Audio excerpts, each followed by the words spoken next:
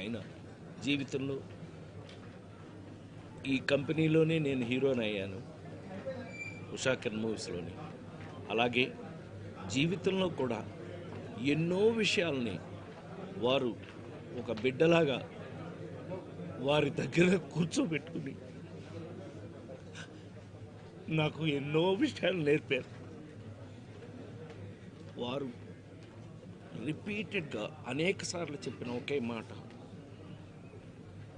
ప్రసాద్, నీకు గుర్తింపు లేని చోట నువ్వు వెళ్ళకు, నిన్ను ప్రేమించిన చోటకే నువ్వు వెళ్ళు అని ఎక్కువసార్లు చెప్పేవారు. అయ్యా అలాగండి, తప్పకుండా. ఈ రోజున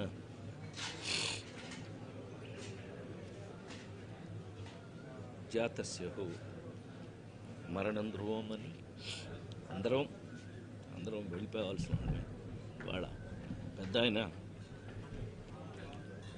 ప్రేమగా పెద్ద ఆయన అని పిలుచుకునే శ్రీ రామోజీరావు గారు దైవ సన్నిధిలోకి వెళ్ళిన సందర్భంగా వారు నిజంగానే ఒక మాటని మాత్రం మనం గుర్తు చేసుకోవాలి.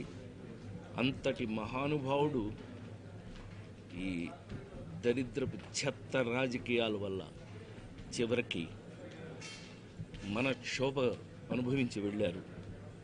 అది భగవంతుడు చూసుకుంటాడు, డెఫినెట్ చూసుకున్నాడు, భగవంతుడు చూసుకున్నాడు. కానీ ఆయన ఆ గెలుపు, ఆ నిజ గెలుపుని ఆయన అనుభవించి